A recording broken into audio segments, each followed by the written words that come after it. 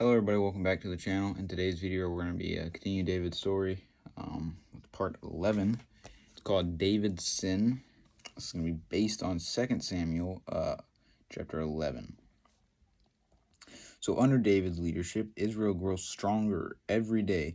After many years of victories against the Philistines, rulers of the countries around them decide that Israel must be defeated, but David is tired of the constant warfare. Word has come that the Arameans and Ammonites are joining forces against us. I don't feel like leaving Jerusalem right now, Joab. You take the army and go and fight them. So he's just tired, this has gone on for years, just constant war, all, day in, day out. So, he just wants to stay home and sends Joab after him. Joab takes charge of the war as the fighting drags on without him. David gets bored sitting in Jerusalem, and one evening as David strolls on the roof of his palace, who is that beautiful woman? Her name is Bathsheba.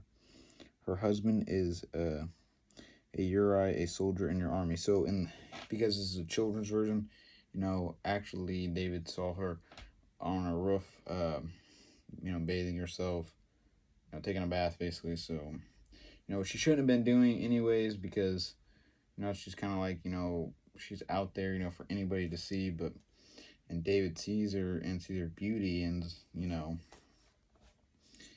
David sends a messenger to bring Bathsheba to his court. And, she's like, you sent for me, O king. And, he thinks to himself, she's even more beautiful than I thought. If only I could marry her. The problem is Uriah, her husband. The soldiers sometimes die in battle. That's it.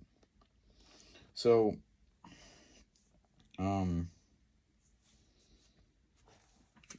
obviously her beauty is great and things like that. And, David really loves her, and wants to marry her. So, at first because what happens is she gets pregnant, and then David brings her husband home and tries to send them home with her that way and make it look like it was his baby. But he ended up just sleeping on the ground, because he didn't feel right with his men being out there, on the battlefield. So, that didn't happen. And then the next step was to put him on the front line and, to try to get him killed.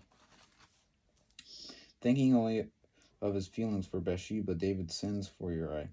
He pretends to be interested in the war and asks about the battle plan. The enemy is running out of food and water. If we just wait them out, Joab thinks they will surrender soon. You are a valiant soldier. Please return to the front immediately and take the message to Joab. Little does Uriah know, the message contains his death warrant. Not knowing that his own king has betrayed him, loyal Uriah rides fiercely back to camp. He says, welcome back, Uriah. Did you see the king? He says, yes. He asked me about our military campaign. I told him of your plans to force the enemy to surrender. He sent you this message. Joab breaks the king's seal and reads, send Uriah into the thick of the fight so he will be killed. Joab doesn't know why David desires Uriah's death, but he is always willing to obey.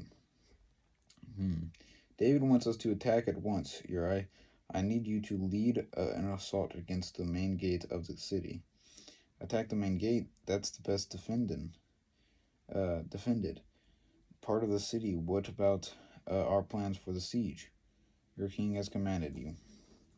Follow me, man. We have pledged the king our loyalty, and today he asks for our strength. We will fight for the honor of our king and our God. So trusting, David and, being loyal, and, Uriah, didn't deserve any of this, He trusted in God, he trusts, and he trusted in David, and David betrayed him. And God took him to heaven, and God acts out of revenge, towards David because of this. God never wanted David to do this. He never commanded David to do this. So, it was the devil who put her in that spot, put Bathsheba in the spot, and David, into David's mind, and David, they let the devil win this one, and unfortunately, it cost Uriah's his life. Uriah boldly attacks the gate, but the archers protecting the city wall easily kill him and his men. The rest of the Israelites are forced to fall back, and not only did David really kill Uriah, but he killed other men as well. And so several brave soldiers died to cover up for David's sin. Joab's messenger brings the news to David, thinking he will be upset at the death of his men. We fought bravely, but the archers on the city walls and the avalanche, Uriah and several others were killed. Tell Joab not to feel bad. War always takes some of our best men. Wait until the defenders have run out of food, and then attack again and take the city. When Bathsheba's time of mourning is over, David calls her to the palace, and they get married. Long live the king, long live the queen. The people are not happy, but the people are happy, but God is not. Instead of being a shepherd who protects God's people, David committed murder and stole a man's wife. God cannot let David's secret sin go unpunished, which we will get into on David's punishment next week. Everything has a punishment. David was a good man, but he let the devil win. The battle of his mind and things like that. Just as we all do daily. So,